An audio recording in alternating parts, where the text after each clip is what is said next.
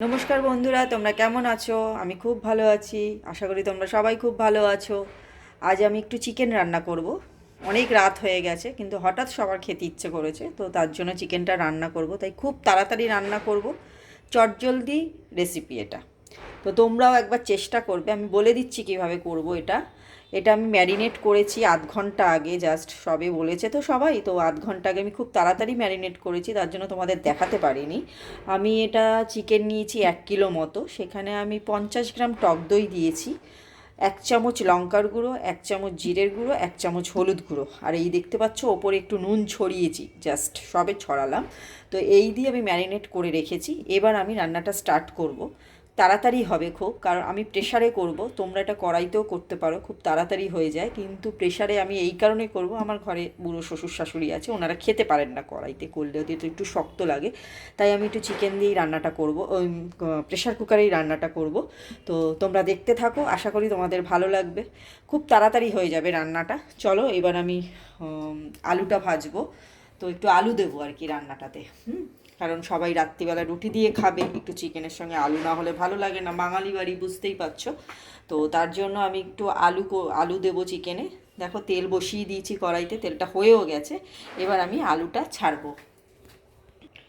দেখো একদম তেল গরম হয়ে গেছে, আমি এবার একটা একটা করে আলু দেবো। আলুগুলো একটু বড় করেই কেটেছি, যেমন বাঙালি বাড়িতে চিকেনের আলুর ঝোল হয় আর কি সেরকম, কিন্তু আমি ঝোল ঠিক করব না, একটু কষা কষা করব। দেখো বড় বড় করে আলুগুলো কেটেছি, এগুলো চন্দ্রমুখী আলু, তবু একটু লাল করে ভেজে নেবো, তাহলে চিকেনে দিলে খুব স্বাদ হয় রান্নাটা। একটু নুন দেবো আর একটু হলুদ দেবো, যাতে আলুর মধ্যে নুনটা ভালো করে ঢোকে, তার জন্য একটু নুন আর হলুদ দেবো।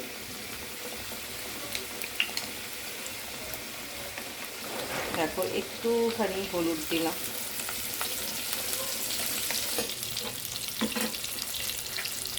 দেখো সামান্য নুন দিলাম, একটু জাস্ট নুনটা একটুখানি গায়ের মধ্যে লাগলে পরে না ভালো লাগে। শীতকালের আলু তো নুন না দিলে ভালো টেস্ট লাগে না, কেমন আলো না লাগে, তার জন্য একটু নুন দিলাম। নুন দিয়ে এবার আলুটা আমি লাল করে ভেজে নেব। লাল করে ভেজে নিলে খুব টেস্ট হয়। দেখো আমি একটু চিকেনটায় নুনটা দিয়েছি ওপরে, তো চিকেনটা একটু মাখিয়ে নিই। দেখো এরকম কালার হয়েছে, নুনটা মাখিয়ে নিচ্ছি। আমি এখনও গ্যাস জ্বালাইনি। পেঁয়াজটা আলাদা ভাজবো, ভেজে এটার মধ্যে দেবো, তখন গ্যাসটা জ্বালাবো। এখন শুধু জাস্ট ম্যারিনেটটা আরেকবার মেখে নিচ্ছি। এইদিকে আলুটা প্রায় ভাজা হয়ে গেছে, একটু আলুটা আমি উল্টে দিলাম। তো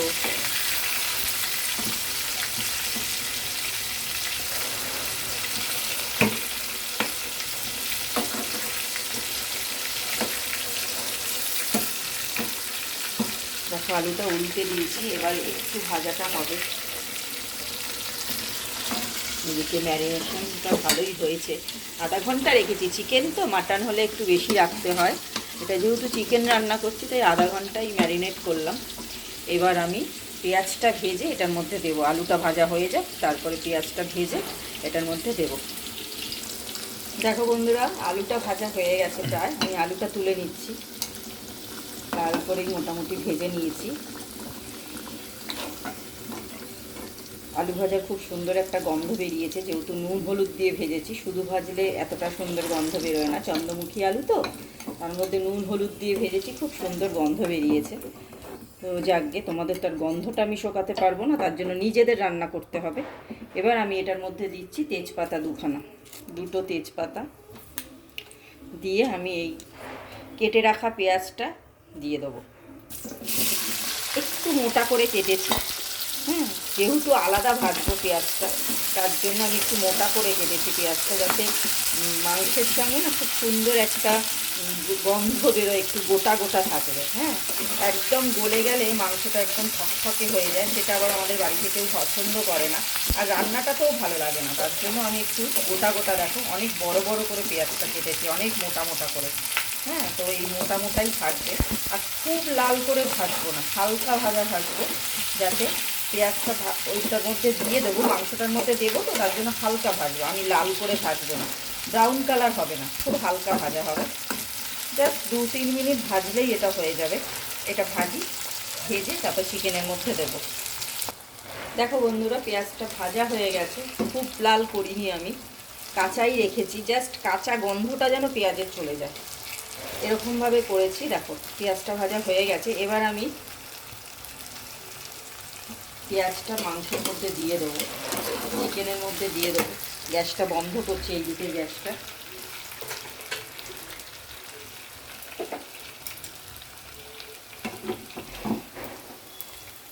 দেখো আমি এবার এই ম্যারিনেট করা চিকেনের ওপর এই পুরো তেল শুদ্ধ পেঁয়াজটা দিয়ে দিলাম।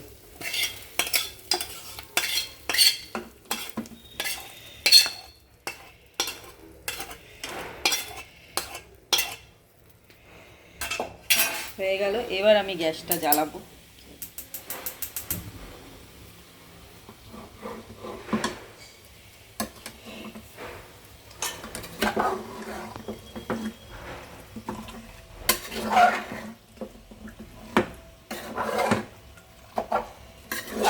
পেঁয়াজটা ভালো করে এর সঙ্গে মিশিয়ে দেবো মাংসটার সঙ্গে।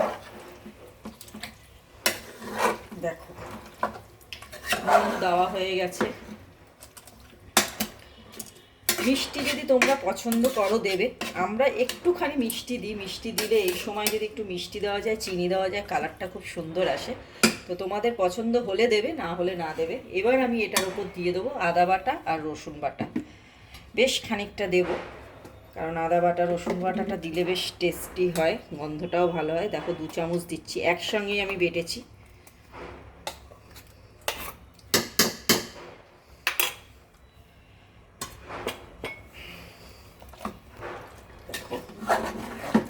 ভালো করে এটা মাখিয়ে দেব, দিয়ে দেখো পুরো মাটনের মতো রান্নাটা হচ্ছে। কারণ মাটনও আমরা যেমন ম্যারিনেট করে নিই, করে নিয়ে পেঁয়াজটা অবশ্য ওখানে কাঁচা দিই, তো মাটনে যেমন ম্যারিনেট করে রান্না করি কাঁচা সর্ষের তেল দিই, ঠিক সেরকম গন্ধ বেরোচ্ছে। চিকেন আর মাটনের পার্থক্য তো আছে, চিকেনের মতোই গন্ধ বেরোচ্ছে, কিন্তু খুব সুন্দর একটা গন্ধ আসছে। এই ভালো করে আমি এটাকে মাখিয়ে দিলাম, দিয়ে এবার হতে থাক। এটা ভালো করে কষবে 10 থেকে 15 মিনিট। কষার পর এটা যেই তেল বেরিয়ে যাবে, আমি তখন আলু দিয়ে এটাকে প্রেশার বন্ধ করে দেবো। প্রথমেই বললাম শ্বশুর শাশুড়ি আছেন, তাই তাদের জন্য আমি একটু একটা সিটি মারবো। কিন্তু এটা যদি এরকম অবস্থাতে শুধু প্রেশারেই তোমরা রান্না করো, সিটি মারলে না, কিন্তু বেশ কষিয়ে আলু দিয়ে কষাতে রান্না করো, গরম জল দিয়ে কষিয়ে, তাহলে কিন্তু খুব টেস্টি হয়। কিন্তু আমি একটা সিটি মারবো, নাহলে নরমটা ওনারা খেতে পারবে না, শক্ত থাকলে না ওনারা খেতে পারেন না, তাই আমি একটা সিটি মারবো। দেখো এটা একটু তেল ছাড়ুক, তারপরে আলু দিয়ে একটু জল দিয়ে বন্ধ করে দেবো প্রেশার। দেখো বন্ধুরা, চিকেন প্রায় কষে গেছে, তেল ছেড়ে দিয়েছে। তো এবার আমি ভালো করে নাড়াচ্ছি, ভালো করে নাড়িয়ে তলায় যেন না লাগে। তলায় লাগলে কিন্তু চিকেনের স্বাদ নষ্ট হয়ে যাবে, মানে রান্নাটার স্বাদই নষ্ট হয়ে যাবে। কোনো রান্নার তলায় লেগে গেলে সেটা রান্নার স্বাদটা নষ্ট হয়ে যায়। তো এটা বসে গেছে ভালো মতো। এবার আমি আলু দিলাম,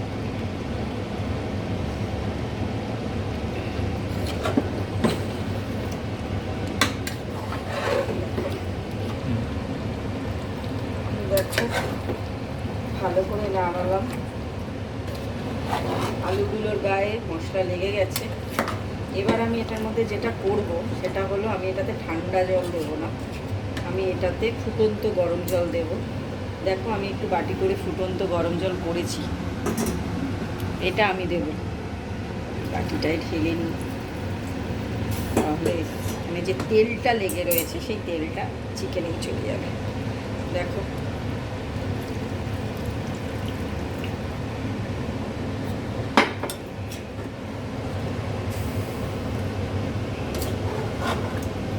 আমি এটাতে একটা সিটি মারবো, অলরেডি মাংস সিদ্ধ হয়ে গেছে, কিন্তু আমাদের জন্য ঠিক আছে, কিন্তু ওনাদের জন্য ঠিক নেই। তাই আমি একটা সিটি দেবো। দেখো একটু বোধহয় জল লাগবে, আলুগুলো যাচ্ছে না, তো আর একটু জল দেবো, দিয়ে আমি প্রেশারটা বন্ধ করে দেবো।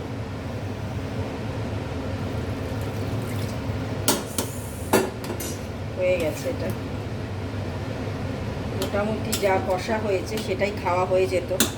নরম হয়ে গেছে চিকেন, কিন্তু আমি যেহেতু সিটি মারবো তো তার জন্য জল দিলাম, গরম জল। এবার আমি প্রেশারটা বন্ধ করে দেবো। এবার হয়ে গেলে আবার তোমাদের দেখাবো কেমন রান্নাটা হয়েছে। দেখছো কালারটা কি সুন্দর হয়েছে। প্রেশারটা আটকে দিলাম, জাস্ট একটা সিটি দেবো, দিলেই মাংসটা রেডি হয়ে যাবে। আর দেখো বন্ধুরা, সিটি পড়ে গেছে, তো আমি এবার প্রেশার কুকারটা খুলবো, খুলে দেখবো কেমন হয়েছে।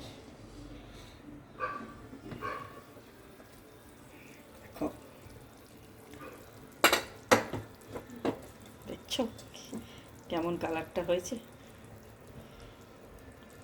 তো চিকেনটা রেডি, পুরো কমপ্লিট হয়ে গেছে। এবার আমার তোমাদের দেখো তোমাদের কেমন লাগে, তোমরা একদিন বানাবে এরকম করে, বানিয়ে দেখো কেমন খেতে হয়। খুব তাড়াতাড়ি কিন্তু হয়ে গেল, 15 মিনিটের মধ্যে রান্নাটা কমপ্লিট হয়ে যায়।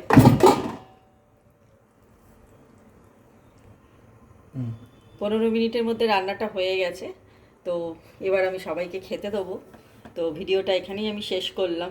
তোমরা যদি তোমাদের ভালো লেগে থাকে প্লিজ লাইক করো, সাবস্ক্রাইব করো। ঠিক আছে, চলো আজ বাই, আবার পরের ভিডিওতে দেখা হবে।